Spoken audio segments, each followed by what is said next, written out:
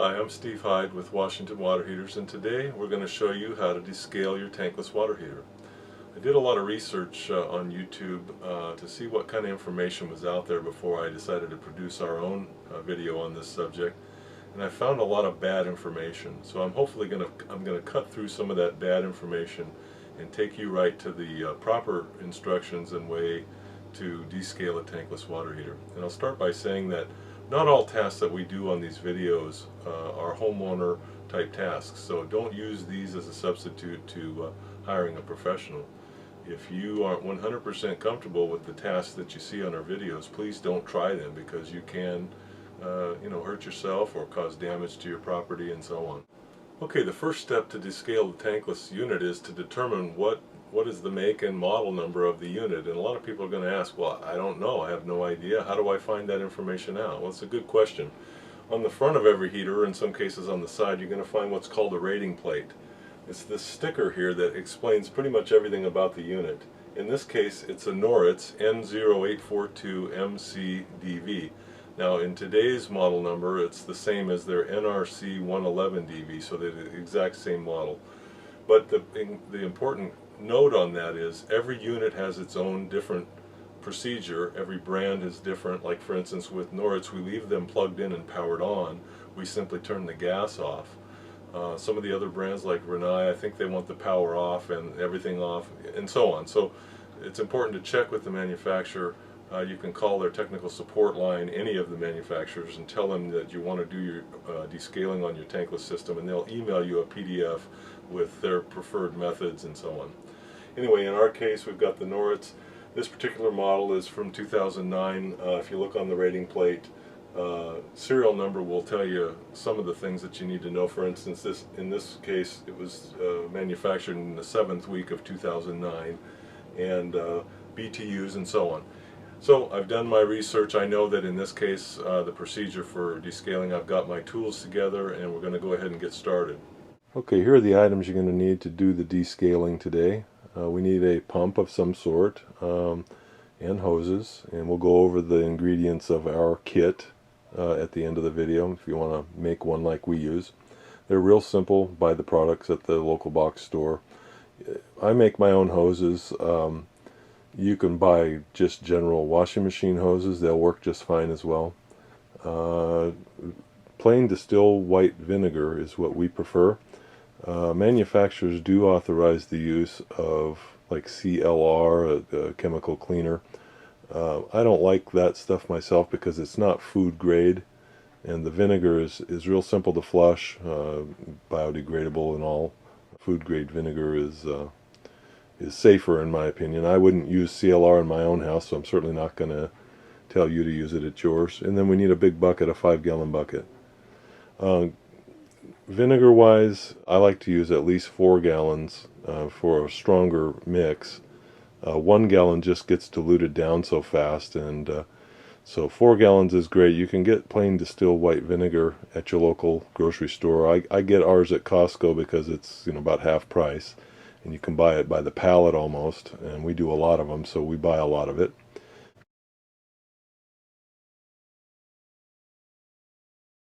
In this particular case, this particular water heater happens to have the isolation valves installed, which makes the task of descaling ultra simple. I strongly advise you to have isolation valves installed on your tankless if you don't already have them. You've got water shutoffs for both cold and hot. Of course, blue is cold, red is hot. So we can isolate the water heater from the water source. And then we've got these full-weight ports that will allow us to open with the water off and hook our hoses right to these little ports and circulate our solution up and through the machine, and then back out this one back into the bucket. And that's what we're going to do today. Without these devices, you'll have to find a way to shut the water off and then either disconnect and hook your hoses right to the inlet and outlets or so on. That's why I say it's so much easier with isolation valves. So for the sake of today's video, keep in mind that we're going to make it look ultra simple, because it is when you have the isolation valves. Okay, step one in this process is to turn the gas off. Find the gas inlet on the bottom of the heater. It's on the far right, and you can see the yellow supply line there leading over to the rigid gas pipe. Follow that back to when we find the valve. In this case it has a blue handle.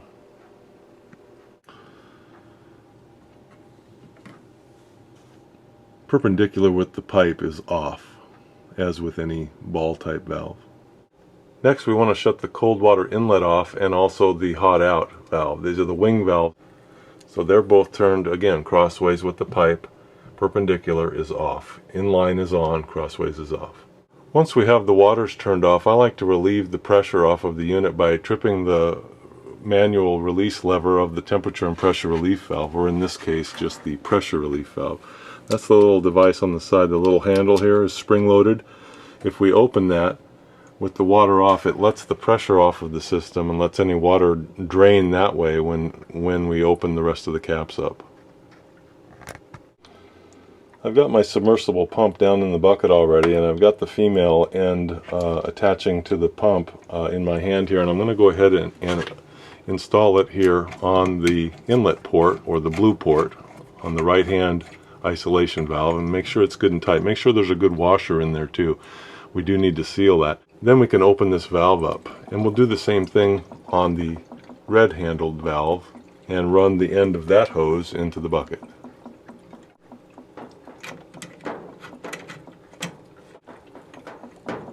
The hose on the red handled side is the one that's just open on the end. There's no other fitting, so that goes down into the bucket. Now we can close the lever on the temperature or the pressure relief valve. Close it off, so now we're sealed off. And it's time to add our vinegar to the bucket and get this project rolling. You can see the water dribbling down the clear hoses. That's just water that's draining back down out of the water heater now, since the water supplies are off. That's normal.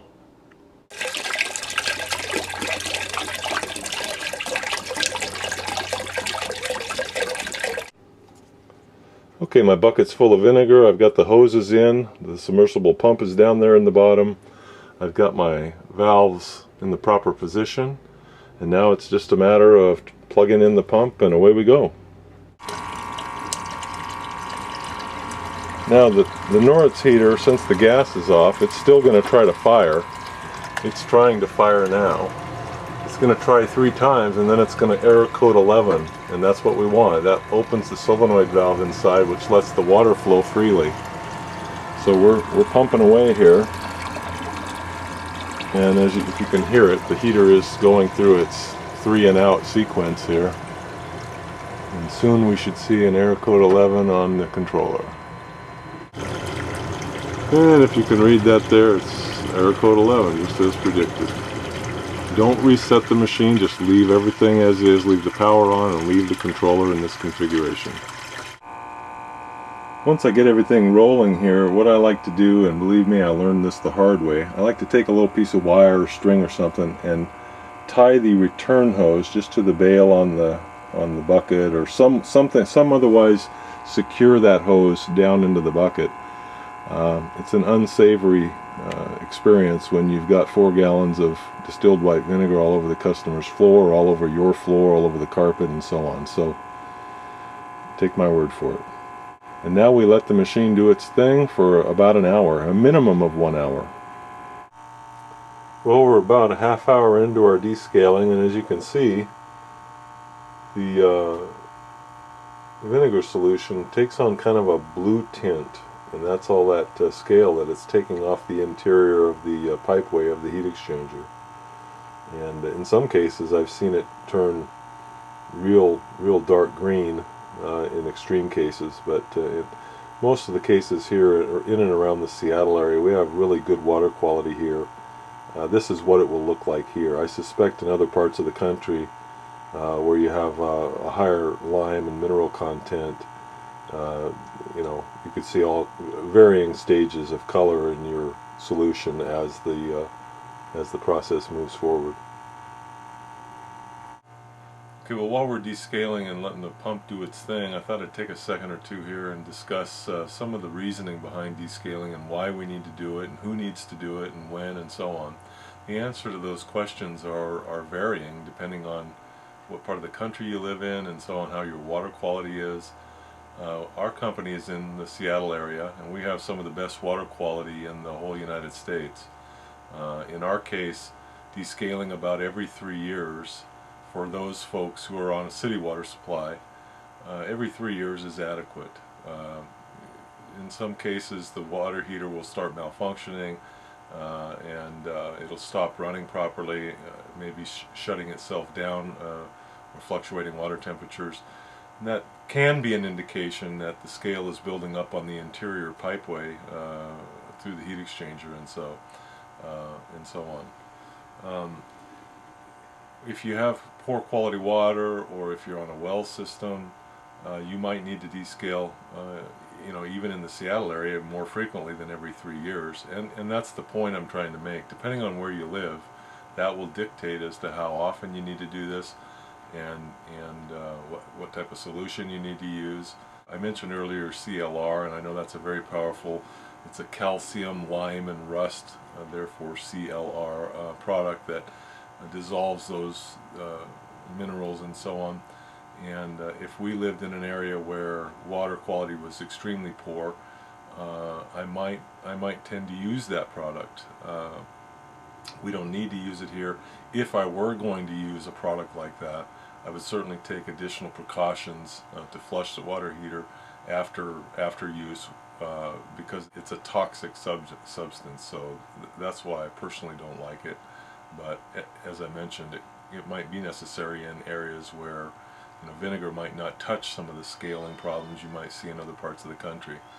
Why do we need to descale? Well, it's like the old coffee pot trick. You probably used to pour a little vinegar in it every few months to get the scale off the interior of the coffee pot. The same thing goes for the tankless. And what's happening is, as we heat water, the molecule of the water breaks open enough to where the solid particles will fall out of the water stream and collect to whatever they can collect on it. If you have a tank style heater, these deposits form in the bottom of your tank, and that's what we call sediment.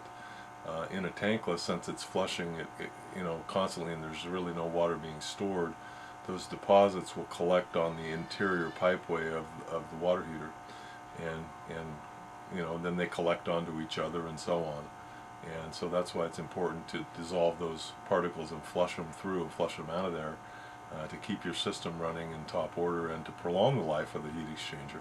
If it builds up too much, the heat can't transfer through the system, the sensors can't tell what's going on, it can't keep a steady temperature, and so on. So it is an important function of tankless water heater ownership, and really about the only preventative maintenance thing, other than common sense issues, but the only preventative maintenance task that you have with a tankless system is the occasional descaling.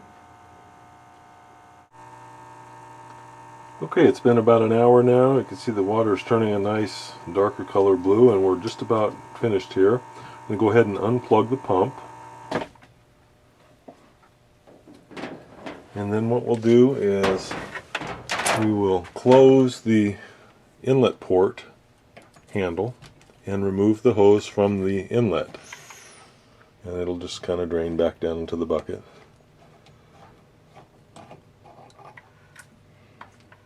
Now in this case you can go ahead and reattach the little cap, and just make sure, like I said, that the washer is in there good, like with the hose. Hand tight is all you need on that. The valve itself keeps everything off, but this is a safety device in case a child or someone were to come along and open the valve up and they're not going to get blasted in the face. So that's really all it's for. Keep the bugs out and so on. And now what we'll do is drain this bucket of solution down the drain, or out in down the storm sewer or whatever, to a safe location. Okay, I emptied my bucket, and as you can see, I put the end of the drain, or the return line, just into one of my empty vinegar bottles while I was out draining the bucket.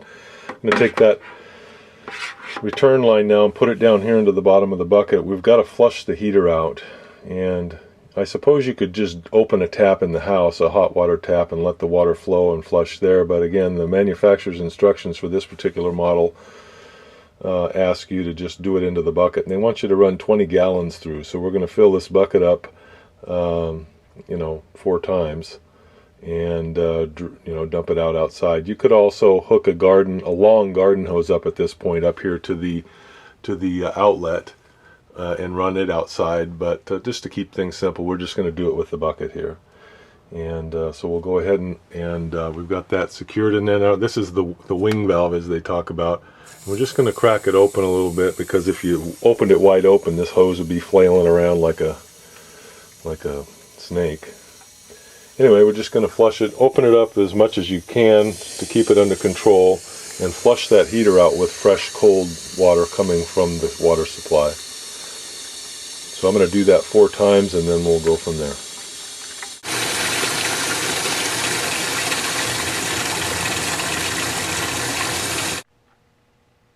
One additional step that we need to do with this particular model of heater is we have to bleed this there's a little drain port under the heater. It's just to the left of the gas inlet, which is over here with the yellow flexible line. This little black port here is just finger tight up in there. It has a little O-ring on it. With the freshwater inlet on, we're going to hold a little bucket underneath this device and unscrew it about 2 or 3 turns. You don't want to take it all the way out, just enough to get some water to flow through it, and let it flush for about 10 seconds into your bucket, and then tighten it back up. Okay, we've drained water out the little black port. We've got it back closed now, and now the next step is to clean the inlet filter on the machine. This valve body here on the inlet houses a inlet screen filter that's attached to this little thumb screw on the end. And the first thing you want to do at this point is turn the water back off. The inlet cold water is off.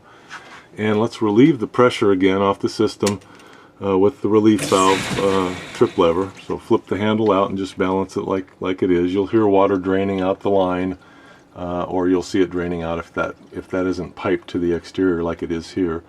But we know the water's off now. Trust me, if you don't get the water off and you try to take this out, you're going to have a colossal mess. So make sure the water's off, relieve the pressure, then go ahead, and it's just finger tight. We're going to unscrew this thumb screw and pull out the filter. Now down below here I have strategically placed my little bucket. If I weren't filming, I'd be holding the bucket right here underneath me, of course, and catch the water that's going to come dribbling out. So just unscrew it until it comes out, pull it out, and you'll see that our inlet filter is attached to the thumb screw. In this case, it's really clear. There's really no sediment or anything, and I see a few little flecks in there that I'm gonna clean out as soon as I put the camera down. We'll go ahead and clean that well and put it right back in. There's no seals. There is a little O-ring here right around the rim, and you want to make sure that that's intact because without it you're sunk. So we put that back in, and do your best not to cross thread it. It's really goes in very easy if you just try to, don't try to force anything. It screws right in very easy, and it's just finger tight when it hits the end.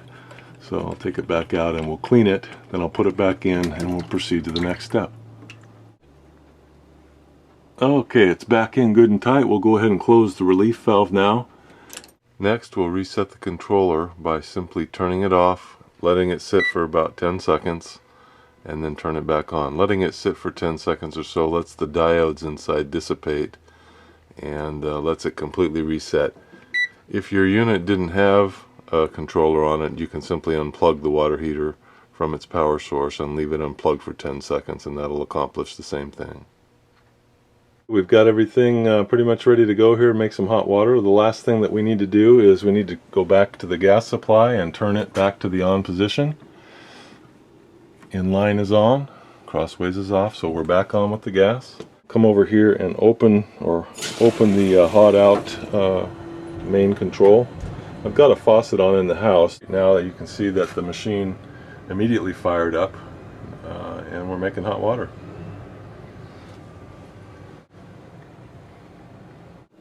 Well, that just about wraps it up today for our task at hand, and hopefully you've learned how to descale your tankless water heater, or at least learned about the steps that a technician would go through to do the same. Again, I can't stress enough that these type of tasks aren't for everyone. I try to make it look as simple as possible. I try not to leave out any of the details. But if you're not 100% comfortable with things like shutoff valves and gas inlet supplies and power and so on, you can get yourself into trouble fairly quickly. It is a fairly straightforward task. If you follow our steps step by step, and or more so the steps manufacturers recommend to do these tasks, you should be fine. But don't hesitate to call a professional. I'm Steve with Washington Water Heaters, and thanks so much for tuning in.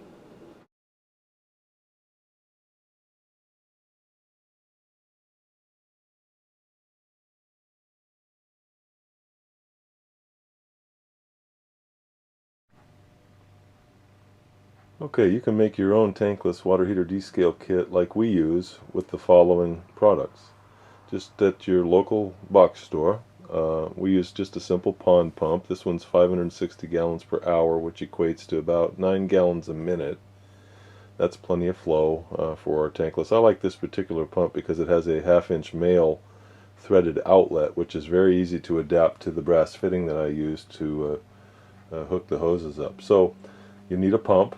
The fittings that you'll use will be a 1/2-inch female iron pipe by half-inch ID barbed fitting, a female hose thread adapter by 1/2-inch ID barbed fitting, actually 2 of those, and then 3 of the stainless steel hose clamps in the smallest variety. I think they go up to like 5/8. I've got a tube, a roll of 1/2-inch ID vinyl tubing. That's a 10-foot roll cut in half, so I have 2 5-foot hoses, and then of course just a simple 5-gallon bucket. And put all those together and you have yourself a tankless descaling kit that you can use over and over.